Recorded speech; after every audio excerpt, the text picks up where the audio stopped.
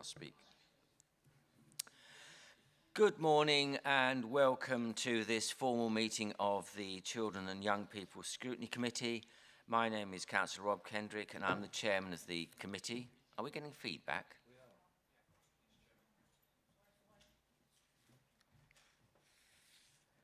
Shall I continue? We've sorted it. That's good. Fine. Welcome to all members and officers present today. The video feed of this meeting is being broadcast live via the County Council website, and I'd also like to welcome members of the press and public who are watching our meeting online today.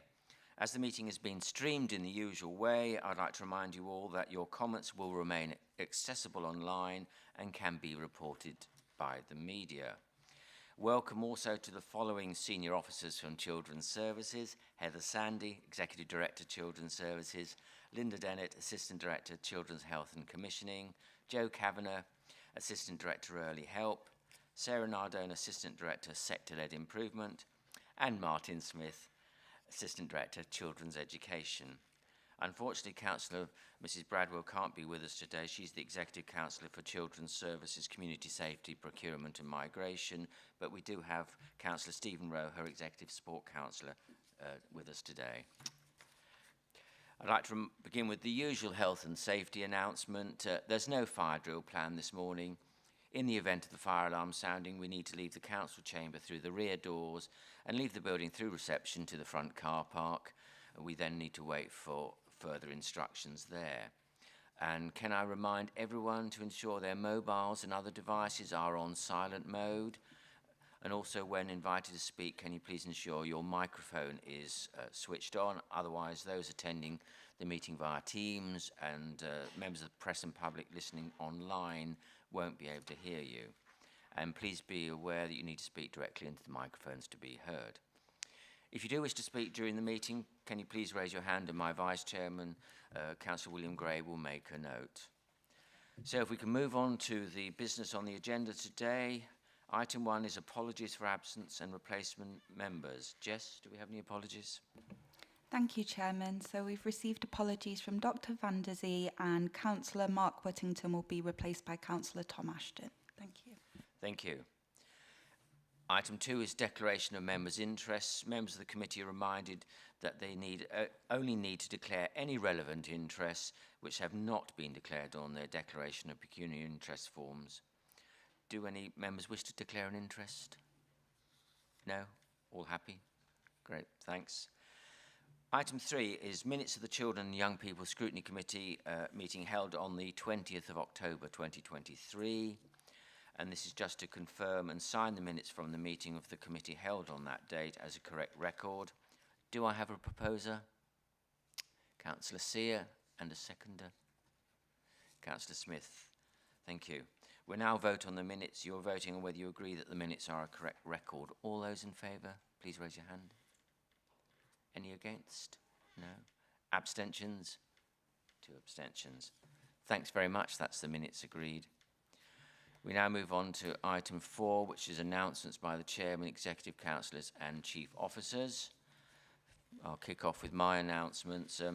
At its meeting on the 30th of November, the Overview and Scrutiny Management Board considered the proposed topics for a scrutiny review by Scrutiny Panel A, including 3 suggestions which were put forward from our last meeting in October.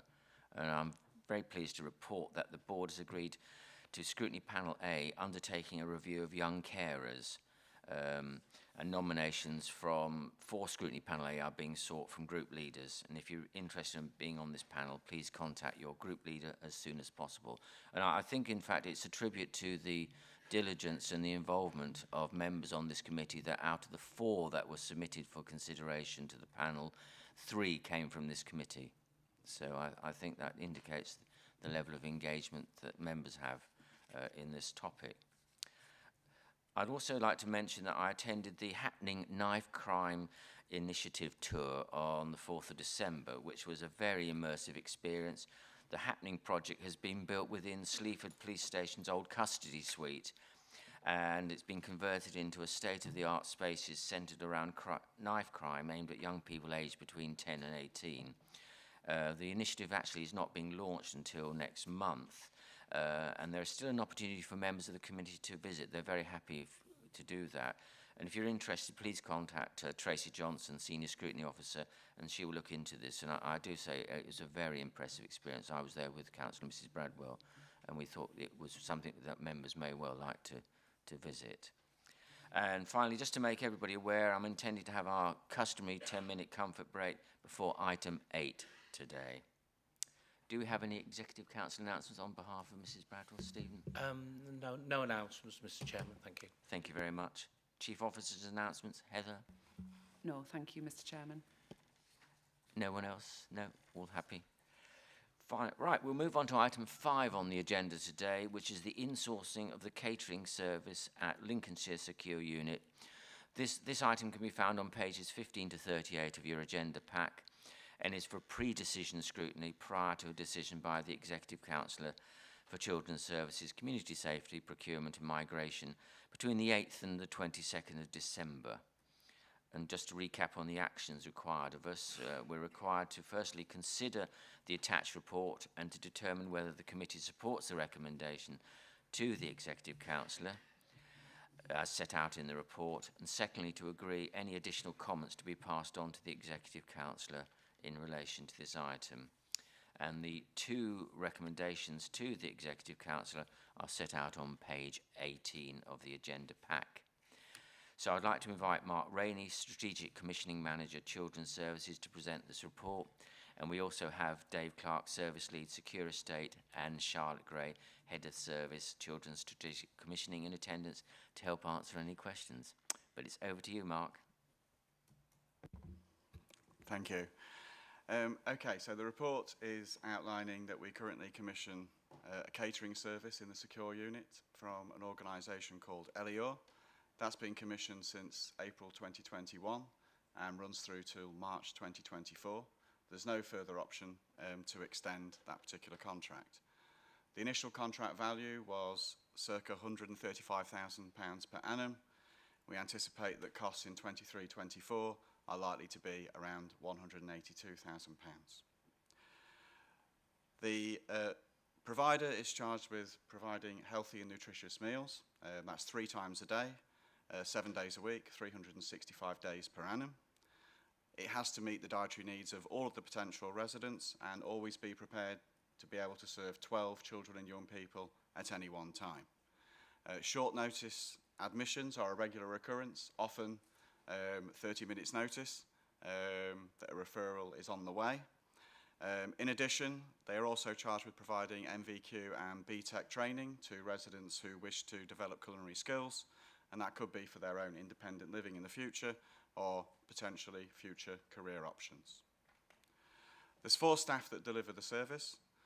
Recruitment and retention of those staff has been an issue for most of the contract.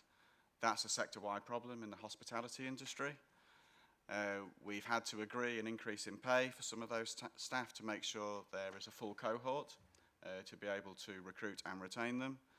We've also seen in that time food prices significantly increase, and consequently, as referenced earlier, we've got about a 35% higher cost for the contract than when we started back in April 2021. As part of the review, we've looked at re-procuring ahead of the end of the contract, but there are some concerns that we have around that. In particular, the fact that we think that the cost will be significantly higher and require an enhanced budget. It's a limited market. The last 2 procurements we've run on this particular contract have elicited 1 bid, which is the current supplier. And also we're concerned about what would be potentially a short-term nature of the contract. So I understand, I think Scrutiny is aware there is a new build secure unit that will be coming on stream in April 2026.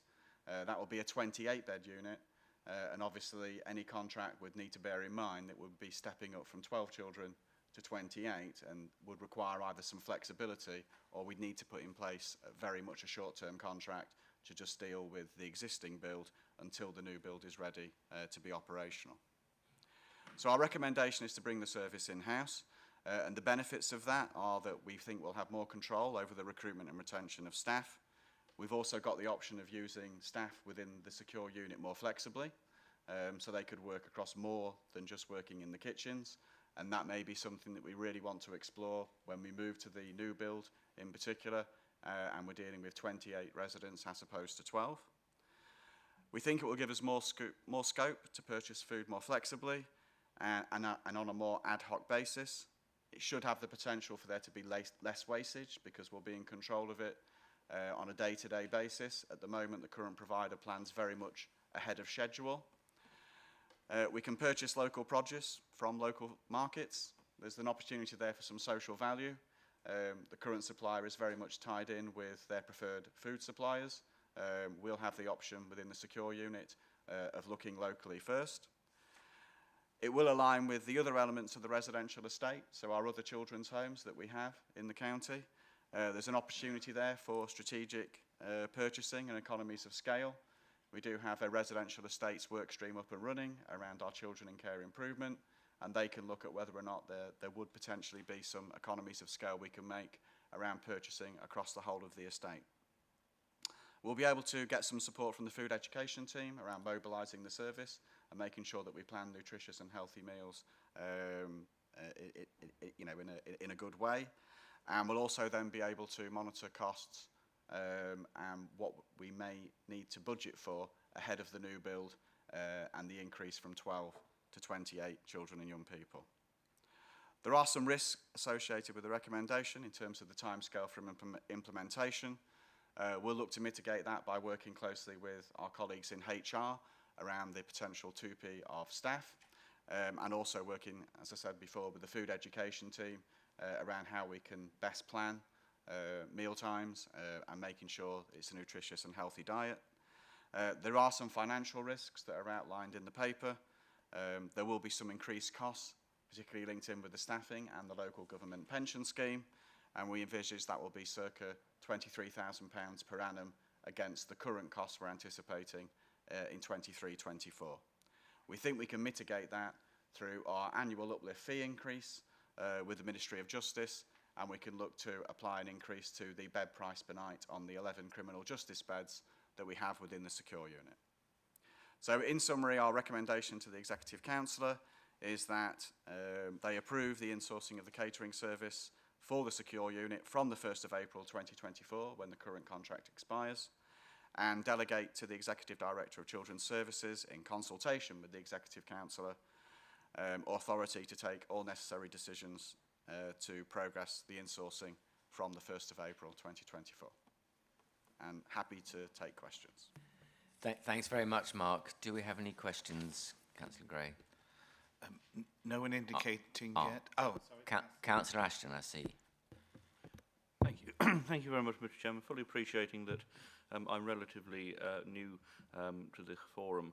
I suppose the only questions that I'd ask is, could you just give a little bit more background on how you can be reasonably confident that by bringing this in-house we can fix the recruitment and retention, and also a little bit more information on how you'll be managing effectively a catering team in a more successful way than a company that is currently a catering company, appreciating that we're not a catering company.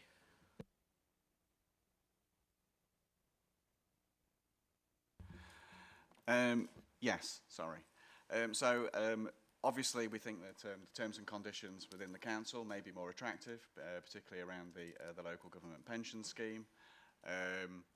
The secure unit, as it currently stands, is normally fully staffed, has a good reputation locally, and they have a good experience in terms of recruiting and retaining staff. I think it's probably right in saying the retention there is very good.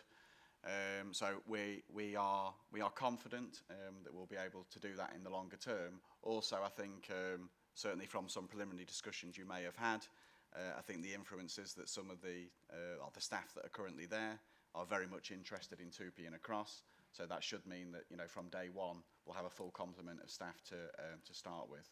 I don't know if you can deal with the second bit, Dave, if that's okay. Sorry, can you just repeat the second bit for me, please?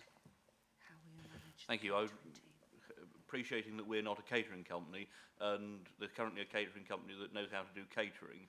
I was just asking how you feel that we'll be able to do that job better by bringing it in-house. So we'll work really closely with the schools team within Lincolnshire County Council already, and we've already started that process. So they've already been in, we've had some preliminary meetings with them, but we'll support them also as part of the senior management team. I'll allocate one of my deputy managers to oversee the catering manager. So we'll work really closely with those. The key bit is around, it's a children's home. So it's making it as homely as possible and involving the children in the day-to-day decisions around the food, but at the same time ensuring that the food is healthy and meets the nutritional values that's required, which we'll get from the schools team. Heather, I believe you wish to come in. Thank you. And whilst we're not a catering company, in every other residential home we do this already, so we've got experience of delivering this.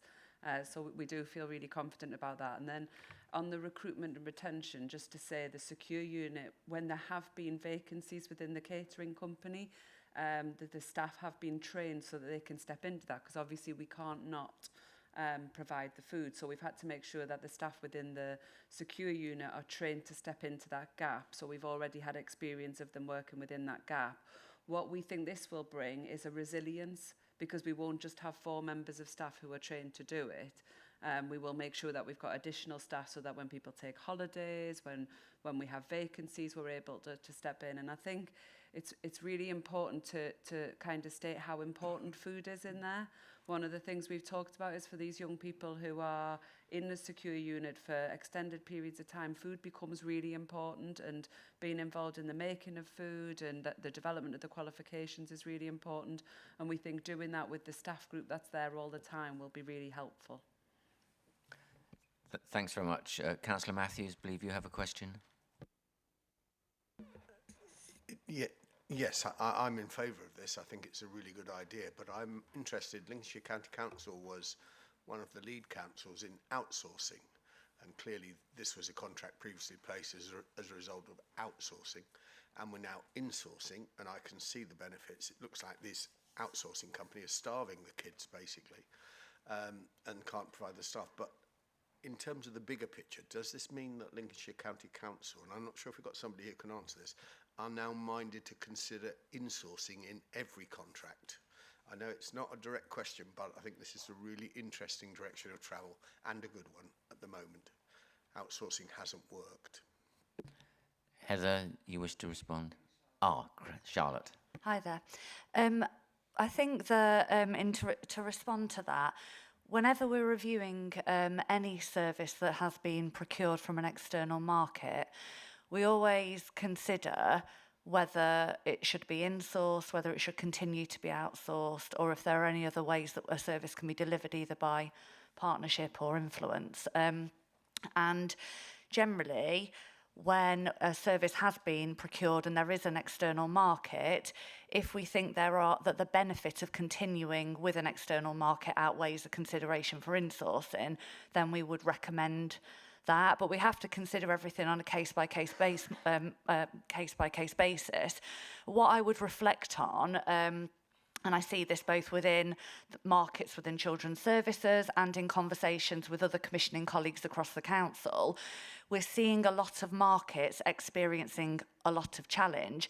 And because of some of the cost increases that we're seeing, we're also not seeing the level of difference in cost between an outsourced service and in-source services in certain markets is shrinking. And it's meaning more and more we're having to consider whether we can provide higher quality and better value for money. But we would only take those decisions on a case-by-case basis. And this is one where, you're right, it's been outsourced for a number of years, but we genuinely don't feel, based on previous experience, there are lots of other suppliers out there that can step in. We have had conversations with other suppliers who provide catering for schools, for example, but the MVQ element, which is really, really important to our young people in the secure unit, isn't something that they're used to delivering more broadly. Hence why most secure units across the country, bar one, deliver the service themselves. And I think that we're at a point where we don't have the confidence in the market that we'll get a high response and that the cost will be beneficial to the council. Thanks very much. And do we have any other questioners, Councillor Gray? Councillor Smith. Councillor Smith. Thank you, Chairman, and apologies if I've read the report incorrectly, but I believe I have read it correctly. Do we know what the total cost of this is, including sick pay and holiday pay? Because from my recollection in the report, the cost is excluding that. The total cost increase of circa 22,000 compared to a private contract, do you believe that will be mitigated in future years by what the potential cost of a private contract would be, i.e. it would be much higher? And finally, Chairman, how confident are the team that the MOJ will enhance the spend per bed on the Ministry of Justice beds that are within the secure unit? Thank you. Who's going to take that one?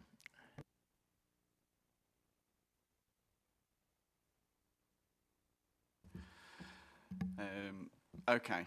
I think one of the benefits of bringing the service in-house is that, as Heather was referencing, we would be able to be in a position where we have more than one person that would be able to cover any particular position within the kitchens. So what that would enable us to do is utilise other staff to be able to provide cover.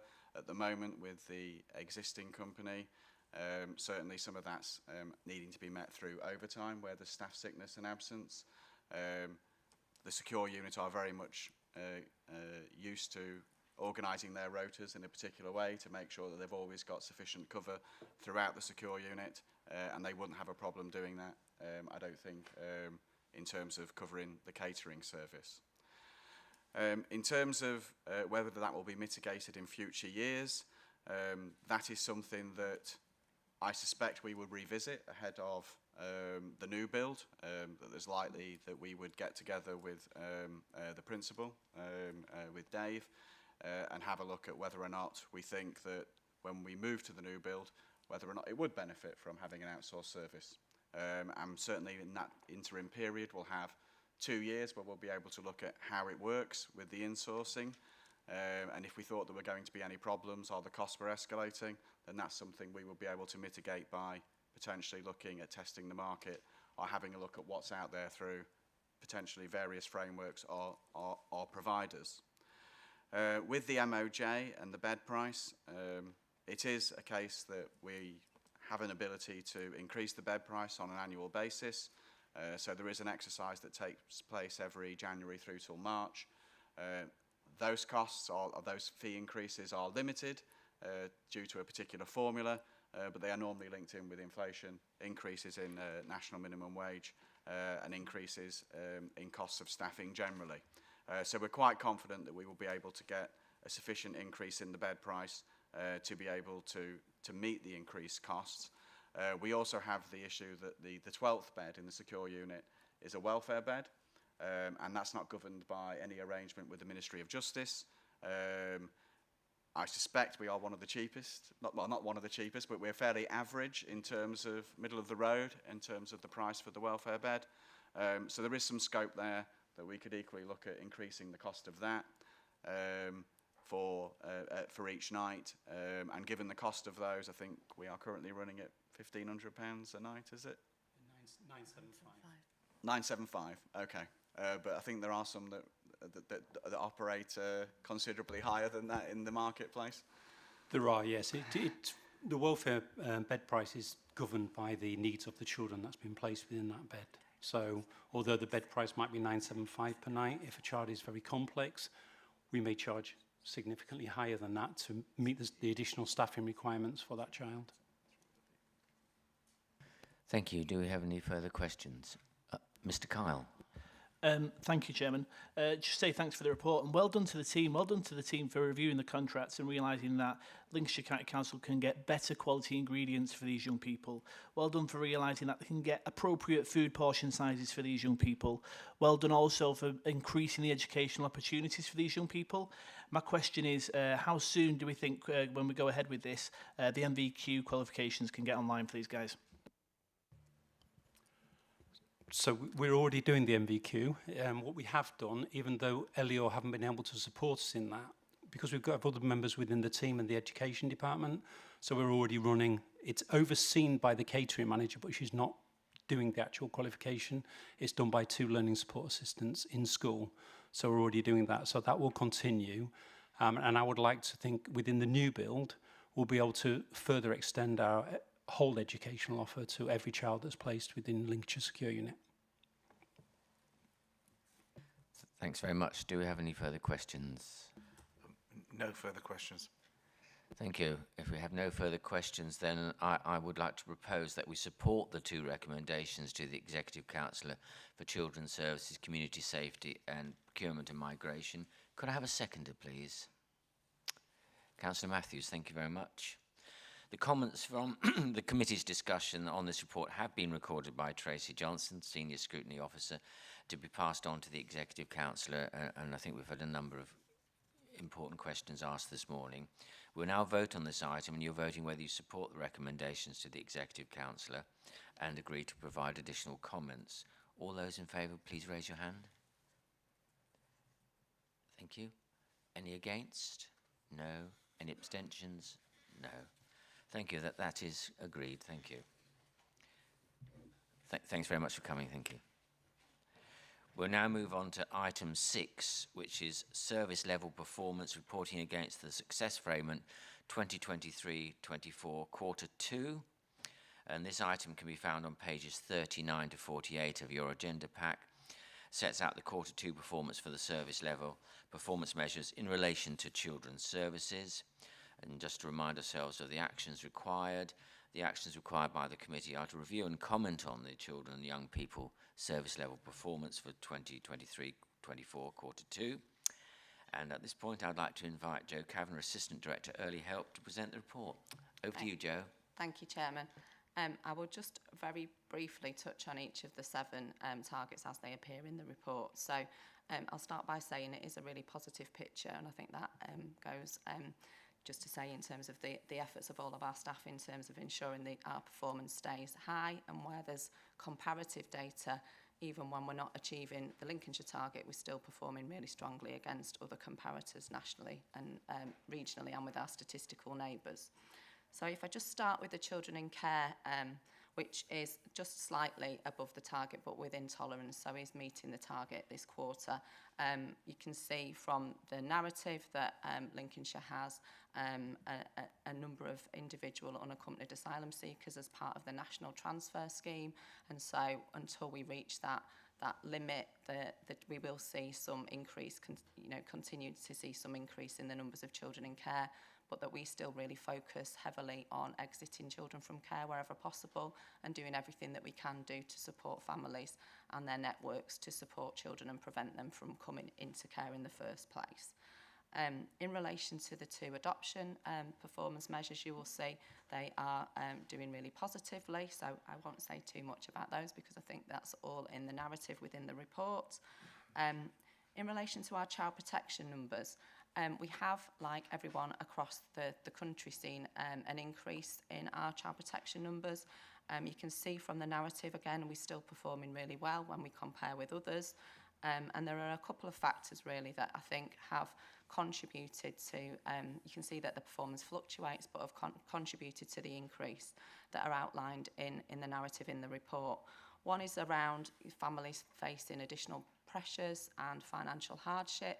I just want to make the point that this does not mean that families and parents and carers who are in financial hardship can't keep their children safe. That's really important to say that. But it does result in some additional pressures on families who may be unable to make choices to spend on particular things that support their children and families, like additional sort of positive activities that they might have to think about. And it also puts pressure on parents and carers and potentially on their family network who might have been providing additional support who may not be able to do so. Our teams work really strongly in terms of trying to overcome any of those barriers and challenges, and only want to have obviously children on a child protection plan when there isn't any other alternative. We also, and I think it's within the narrative around, we do have quite a large number of families that have a larger number of children. So around 30% of the children on a child protection plan within this quarter are from families with 4 or more children. So, you know, that does in itself result in some additional pressures. And also, as those children in a larger family group come off a plan, it impacts on the numbers and the target and measure. In relation to the first-time entrant figure, so people will be aware that everyone will be aware that this relates to young people who receive either a caution by the police or a first-time conviction at court, are made up of this first-time entrance into the criminal justice system. The committee will be well aware of the work and the efforts that we've done through the Joint Diversionary Panel to reduce this number, and it will also be aware of the frustrations in terms of the timeliness of the data around the criminal justice performance measures.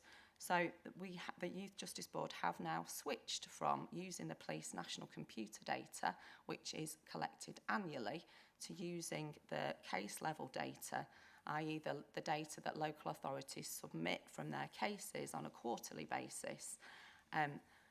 That move has had some impact on what that means for this measure, and so it will be harder to compare previous quarters with future quarters, and the team are currently working through what the target should be and the tolerance levels, which will of course be signed off by Executive Member for Children's after it's been to the Youth Offending Management Board, which Councillor Rowe attends. So that should be with us shortly, and I'll be able to go through that the next time it's reported.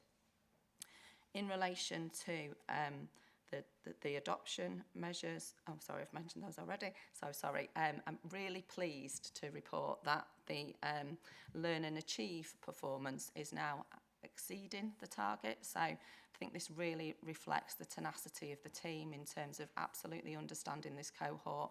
You can see there is some detail contained within the report around those young people that are not in education, training and employment, and what the efforts are being undertaken to get them to where they need to be.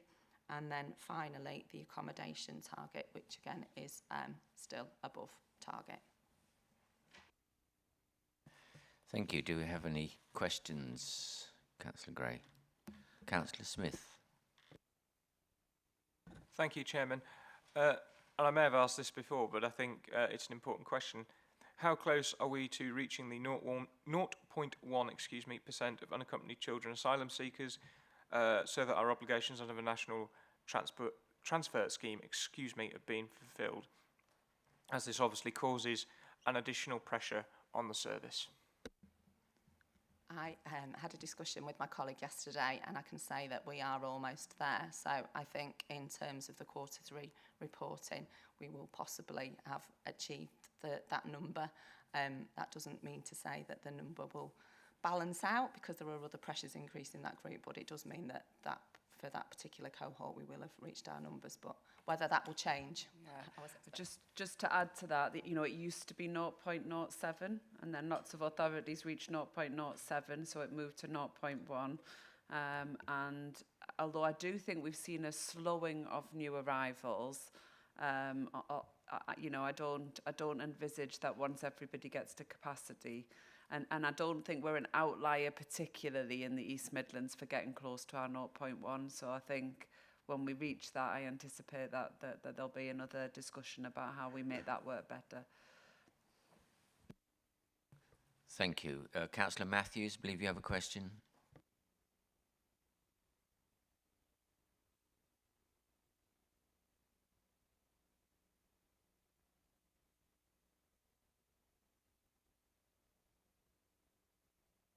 It's your microphone, Councillor Matthews.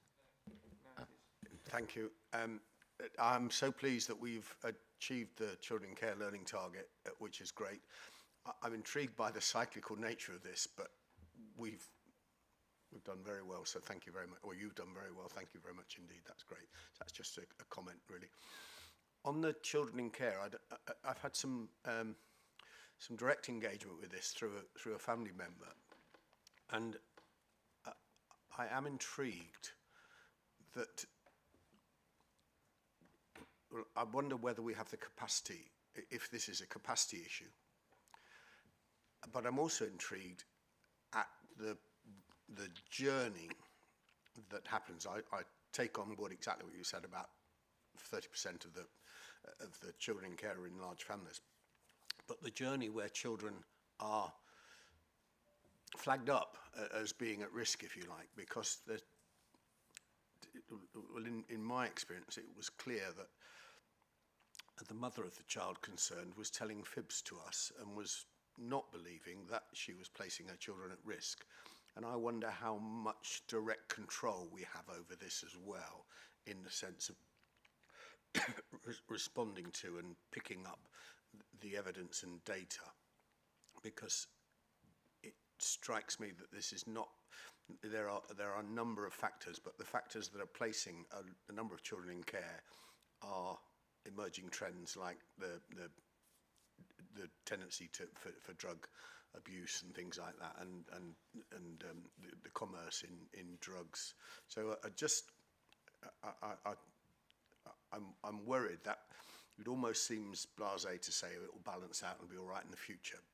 Actually, my direct concern was that I'm not sure if we were picking up all of the children in care risk in a really effective way at the first round, and that it may not settle. That's all. A bit of a muddled up question, but sorry. No, not at all. So thank you very much for the positive feedback, and I will make sure that the virtual school and the social workers get to hear that, because they've worked really hard on that. Just in relation to, it's the child protection cohort, I think you mean Councillor Matthews, rather than the child in care cohort. Is that right? I just wanted to check. You mean the child protection cohort? Yes, yeah, no, that's absolutely fine. I think it's a really good question, and it's one that all of us battle with all the time, really, I think. And I think just to assure you, really, we have a whole system of quality assurance processes in place, really, around all of the work that we do across children's services, and the committee and yourself will be really well aware that we invest really heavy in our preventative services. And it's, I guess, how children and families' needs move from, you know, that's met at a universal level by our schools, who are really good at picking up concerns and worries, and they're really clear about what they do with them and how they share them, and how we support them to support families when they don't need us to be involved as well. I think then when children are subject to child in need plans, which is kind of the step before the child protection, again, we audit, we review, all of our staff have supervision, so there's a lot of focus on our needs and change. You know, are the needs of children and families changing? Are they becoming more complex? Is there something we need to do around that?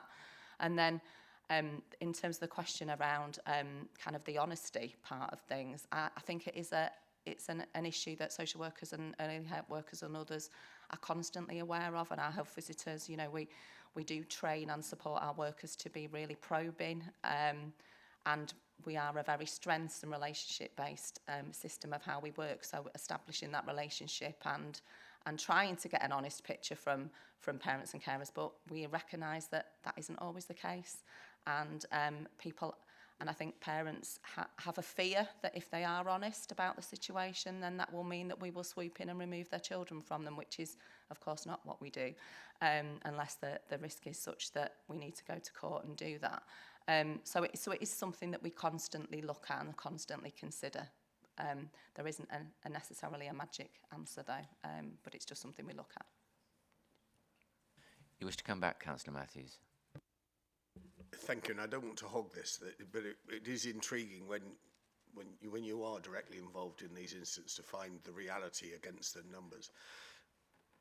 What concerned me in the case that I am familiar with is that the police were involved in certain instances but didn't report into the Child Protection Agency because they were dealing with police matters that involved people that had children, and it was clear that there had been very poor. They were concerned about their case, not concerned about the child protection that was fallout from their case. And I would just like reassurance that you're going to tell me I've read it wrong, or it was wrong, or that was a one-off. But maybe you don't want to talk about it here, but it struck me that there are weaknesses in the system on our target that we can't control, basically? Yeah, it's difficult to comment on an individual case, but I think what we can say is that we work really closely with the police strategically and operationally. They have, through Operation Encompass, we get lots of information about concerns and domestic abuse, and that comes through to all of our schools and to our early years settings, which I think is quite unique for Lincolnshire. And on an individual basis, if we are aware of concerns or challenges around anybody's practice, we will pick those up. Strategically, we work closely with the police around training, so we do new officer training. Hannah Fassler, one of our heads of service, leads on that with the police. So, you know, we feel relatively confident that where things arise, we address them on an individual basis. And I would just add, Councillor Matthews, obviously we're always wanting to improve, and we're always listening and listen with interest, particularly where people have had experience. The other element that will come into this is the work we're doing around the Pathfinder. So we're leading nationally on multi-agency child protection teams, and that will eventually come through children's scrutiny. So you can see some of the thoughts we've had about how we can even further enhance that locality working, and how we can work within those localities around child protection.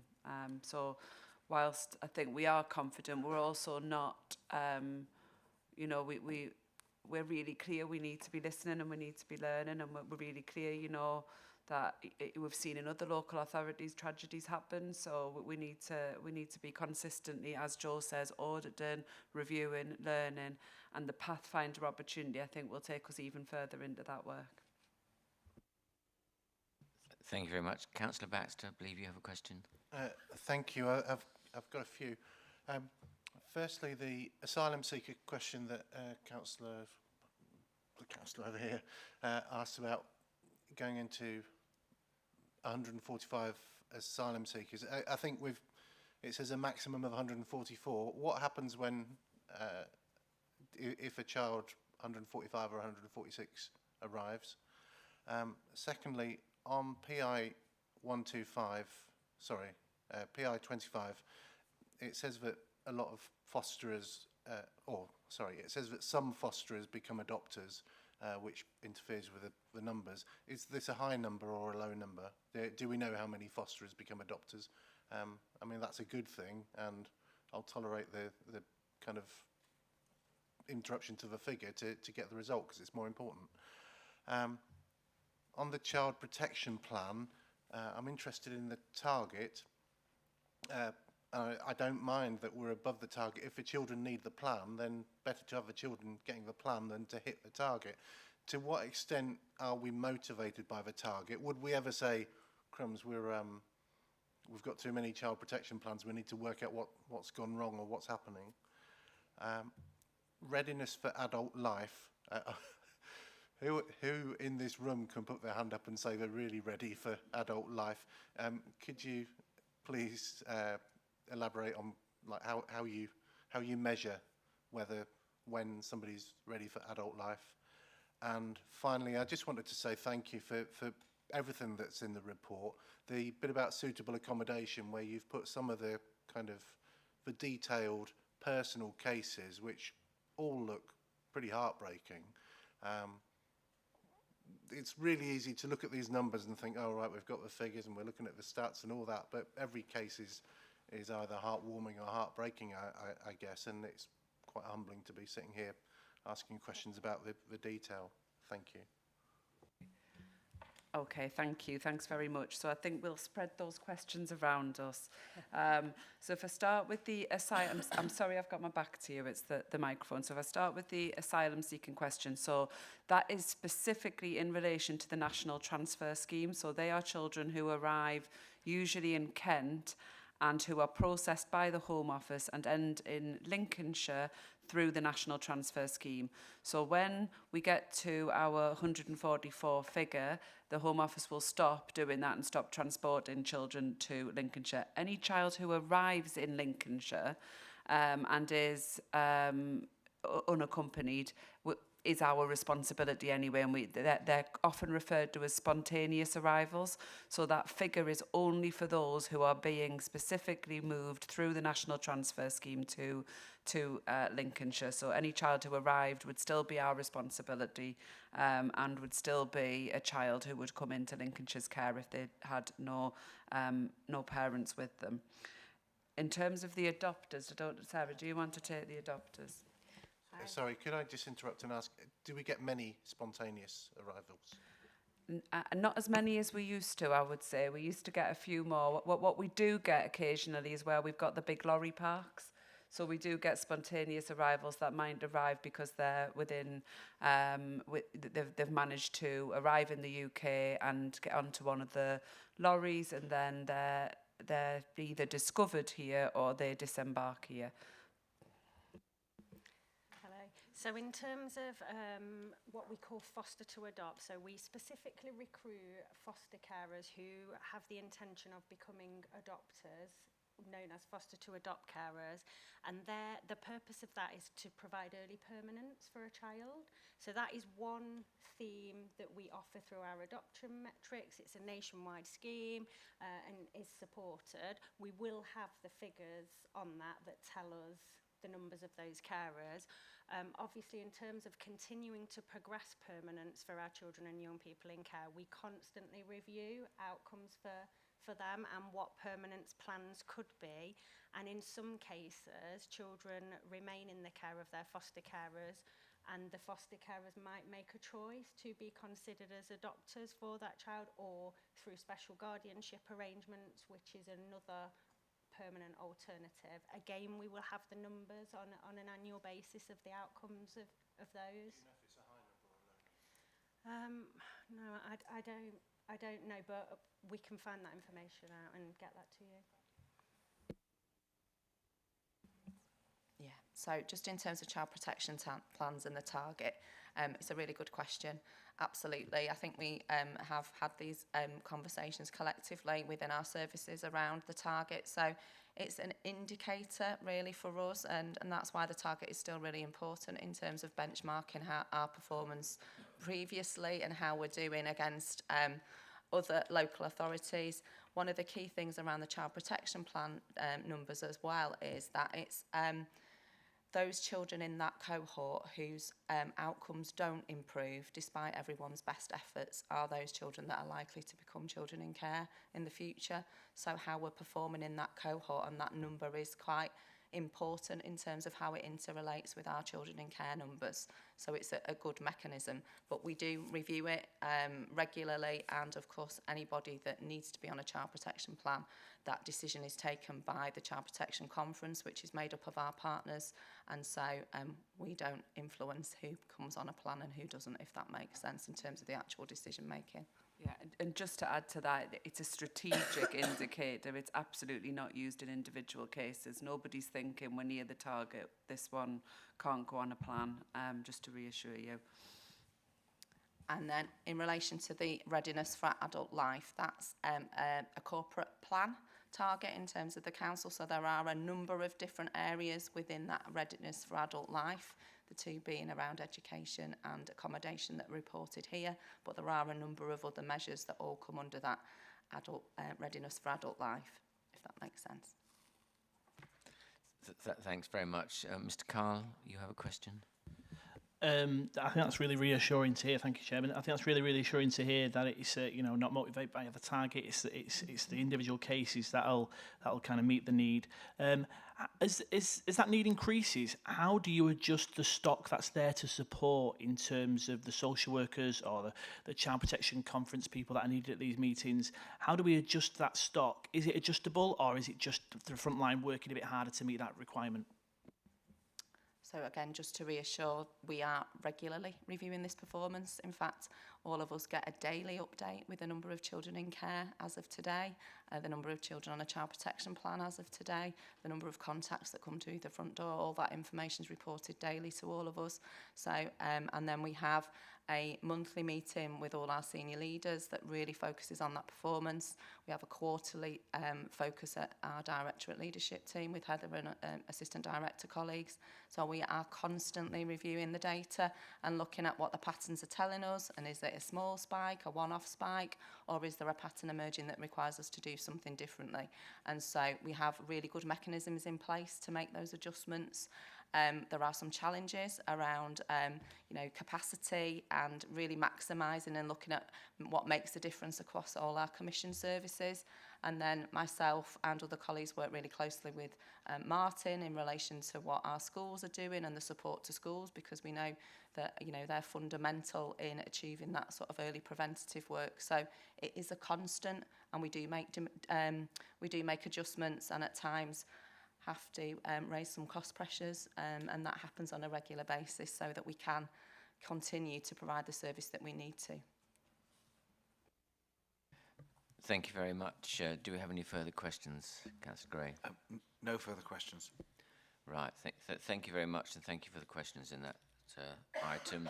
I propose that the committee has reviewed the report and is satisfied with the children and young people service level performance for 23-24 quarter 2. Can you please raise your hands if you agree? I think that is agreed. Thank you very much. Now, we were going to have a break after the next item, but we're actually doing very well on time. And I would suggest that we actually have the break after the exclusion of press and public, item 9. And that also helps facilitate the switching off the system, if everyone's happy with that. Okay. We now move on to item 7 on the agenda, childcare sufficiency in Lincolnshire. This item, which can be found on pages 49 to 84 of the agenda pack, sets out the current childcare sufficiency position within Lincolnshire and clarifies the findings of the online sufficiency surveys with Ofsted registered childcare providers and parents, and provides recommendations to support the development of early years and childcare places in Lincolnshire to meet the statutory childcare sufficiency duty. And the actions required of us are to firstly support the actions within the report, and secondly agree with the publication of the childcare sufficiency report for 2023. And I'd like to invite Nikki Myers, Interim Head of Service, Early Years and Childcare Support, to present the report. So over to you, Nikki. Thank you very much. Thank you. So the local authority must report annually to elected council members on how we are meeting our statutory duties, as you said, Mr. Chairman. And so I'll just bring out the main body of the report here. Early Years and Childcare Support offers childcare providers access to effective support to deliver the requirements of the Early Years Foundation Stage framework and ensure there is sufficient provision available for families in Lincolnshire. This support enables providers to effectively meet the needs of children, with a particular emphasis on the most disadvantaged and vulnerable families, to reduce inequalities in child development and promote the school readiness agenda. To report annually on the childcare sufficiency position, we complete an annual survey with childcare providers to determine the places being offered, places being taken up by children, and therefore the capacity within the childcare market. This then provides us with a sufficiency position and identifies any gaps in areas for us to address. The survey this year was completed at the end of April into the beginning of May, and we did extend this to ensure we received the highest possible response rate from the sector. The survey had a high response rate with 96% of providers completing. We also ran a parent survey parallel to this on the Let's Talk Lincolnshire platform, and a record 1,893 responses were received through this platform. This is higher than we have received in the past, so it has really helped us to give us further insight into parent demands. There was a large response from parents of primary age children, and we know there are some areas that require after-school club developments. We are working closely with schools on lots of this feedback.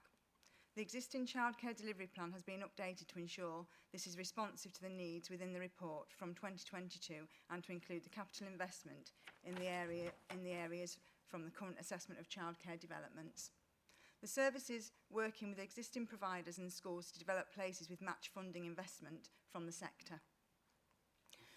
At the beginning of the year, Ofsted grades for early year settings were becoming a growing concern, with higher numbers of settings being graded as inadequate than previously seen. We undertook a review of how the safeguarding and welfare requirements are supported in settings, and have visited all settings who were due an inspection in the current cycle. So far, those providers that have since been inspected who have taken up the offer of a visit have achieved a good rating from Ofsted.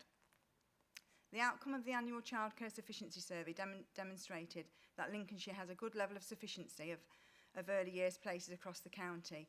South Holland District remains an area with an insufficient number of places. However, we have 2 projects being developed in that area. Both nurseries offering over 50 places for 0 to 5-year-olds. This should support that current gap. Data from the provider and parental survey is showing that out-of-school places across the county are low and are not meeting parental needs. The wraparound programme will support this further, and more details about this will be presented to Scrutiny in January 24. Staff recruitment concerns within the sector are being felt locally and nationally. The government have announced they will be running a national campaign early 2024 to encourage people to consider a career in childcare, and the early years and the childcare support team are continuing to work with partners to promote careers in childcare locally. There have been significant announcements from the government in the spring budget, which has seen an expansion of the funding at educational places. This will impact on the sufficiency of places needed, but initial assessment is that the preliminary take-up of places will be by those children who are already accessing childcare on a fee-paying basis. Assessments show that places are required in several areas in Lincolnshire, and we are exploring the ability to develop provision in existing properties. Local authority delivery support funding is now being considered to support the development of places as part of the childcare reforms. As I said, with the reforms, which will help create some of those places needed, we will bring in a further paper back in January. So thank you very much, and I open it for questions. So, thank you very much. Do we have any questions on this item? Councillor Matthews. Councillor Matthews. I'm sorry, this is a stupid question, but I was expecting earlier on in the report to say there will be to see a line that said we do have sufficiency or we don't have sufficiency, and this is what we're doing about it. It sounds like a really good news story in there, and I'm presuming there is sufficiency, but I was looking for the obvious yes we do, and I can't immediately see it there. I'm sorry for that. I'll just clarify. We do have a good sufficiency of places within Lincolnshire for early years.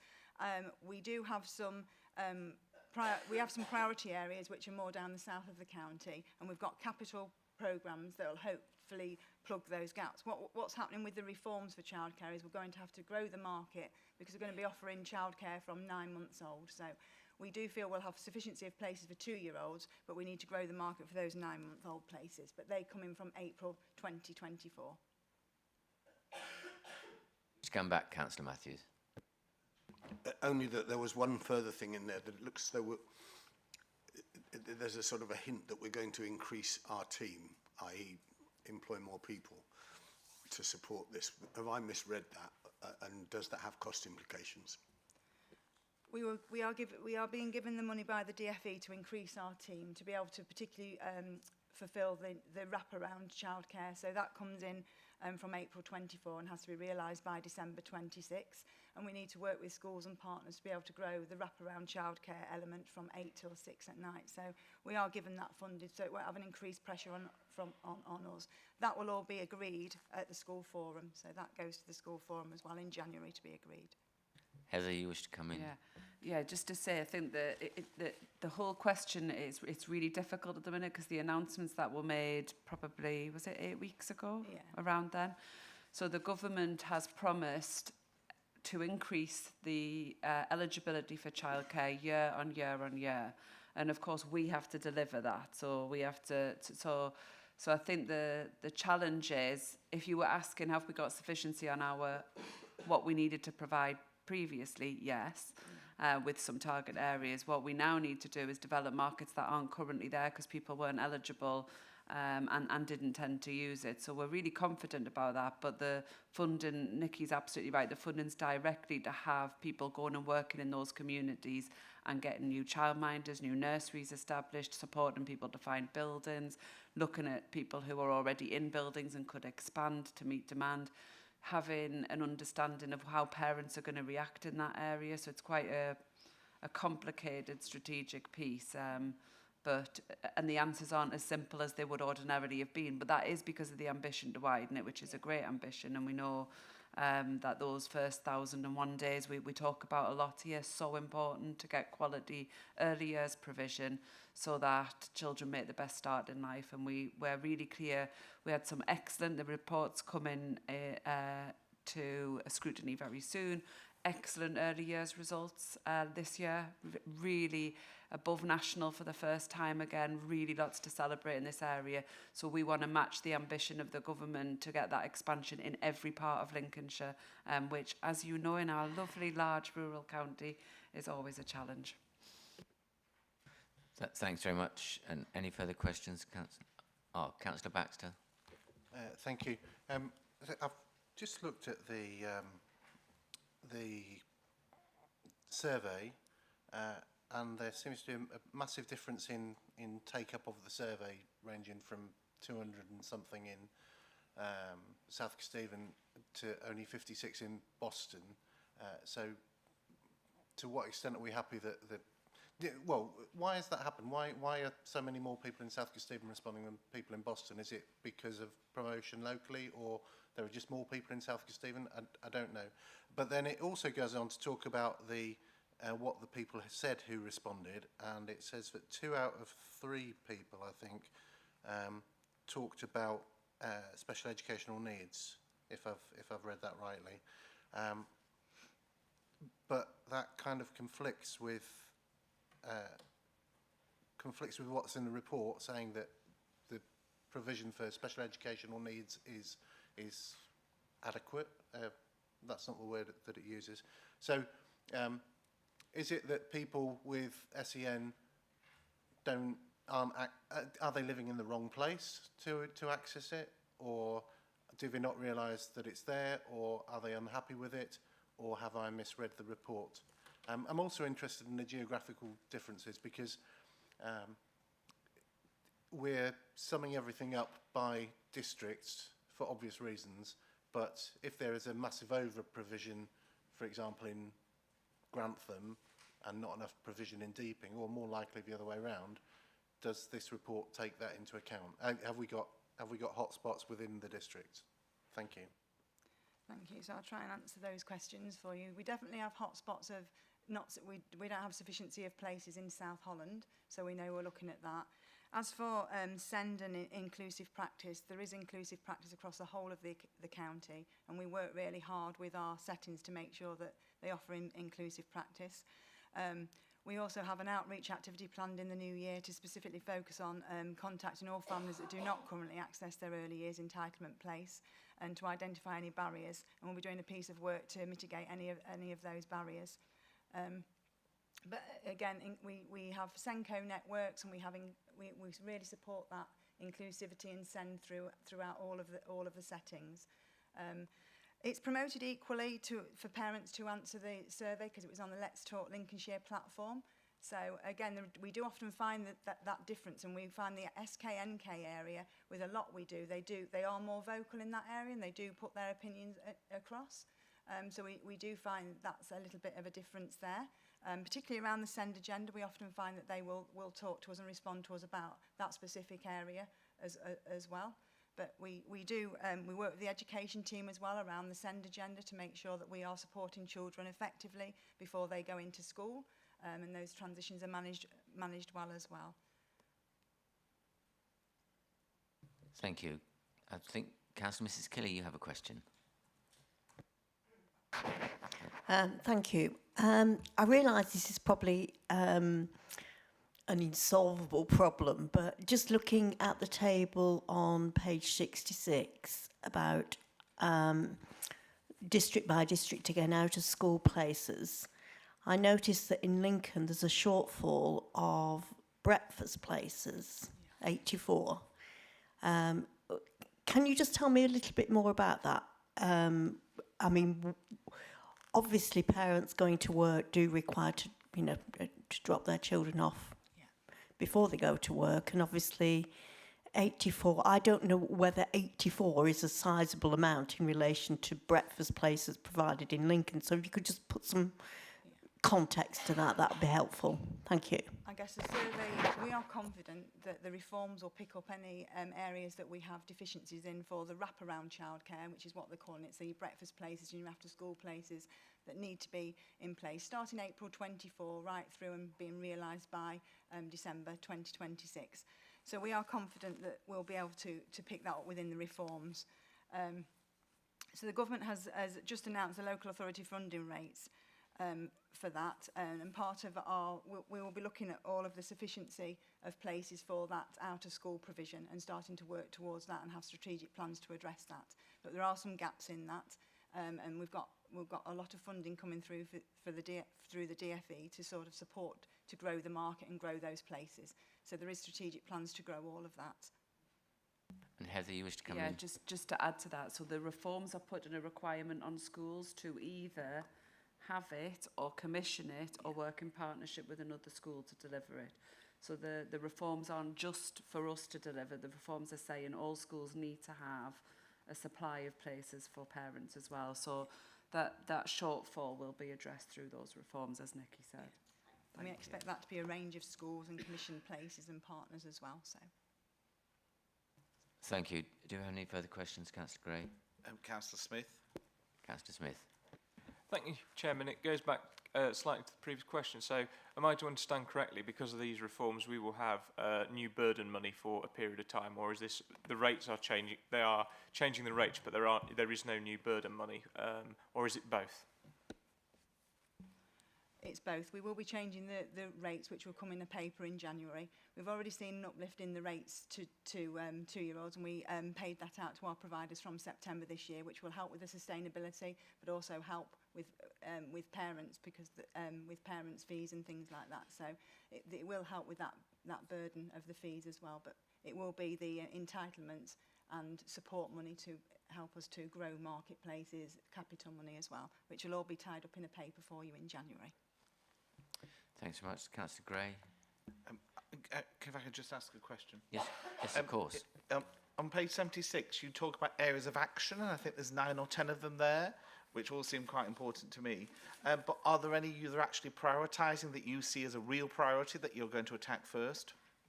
I think they're all important. I guess the three that will be the top priority will be around the reforms, which encompasses growing the places, the send and inclusion agenda. So we've completed a full review of places linked to the expanded entitlements and the wraparound childcare programme, both being implemented from April 24.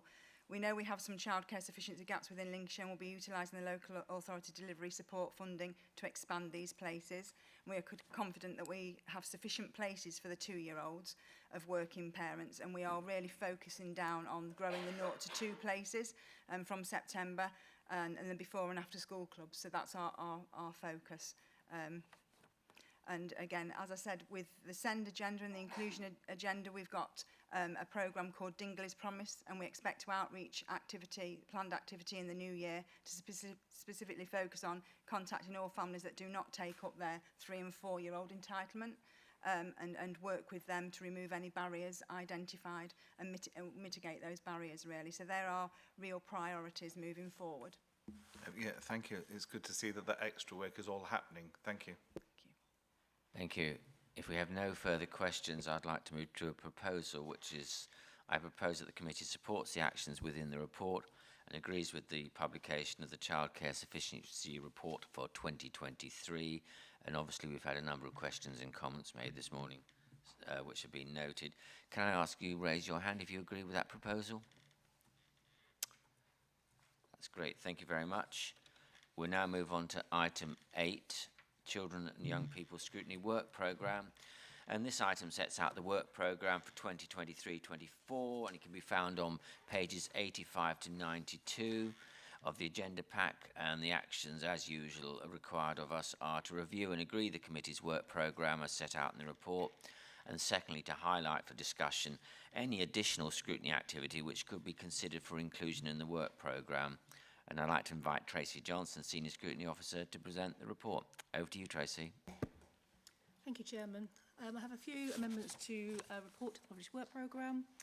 A report on the schools funding update 24-25 mainstream schools has been added to the 12th of January agenda, and this is for pre-decision scrutiny prior to decision by Council Mrs Bradwell between the 1st and 7th of February.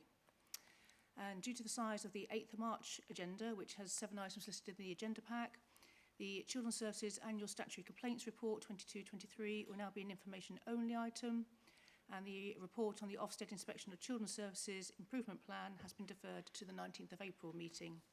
So this now means for your next meeting on the 12th of January, we have the Children's Services Budget Proposals for 24-25, the Early Years Funding Formula Childcare Reforms, along with the Mainstream Schools Update one, and the Attendance in Schools, Elective Home Education and Children Missing Education Annual Report. The Youth Offending Service progress against the recommendations will now be an information-only item, and you will also have an exempt pre-decision item in relation to Welton William Farr New School, a new sixth form block and dining remodelling. And that's it. Thank you, Chairman. Thank you, Tracy. Do we have any comments, Councillor Gray, from members? Councillor Baxter. Councillor Baxter. Thank you, Chairman. I'm not sure where to bring this, but the full council last week or week before, there was a question to the leader about home to school transport. It's costing us something like £40 million a year.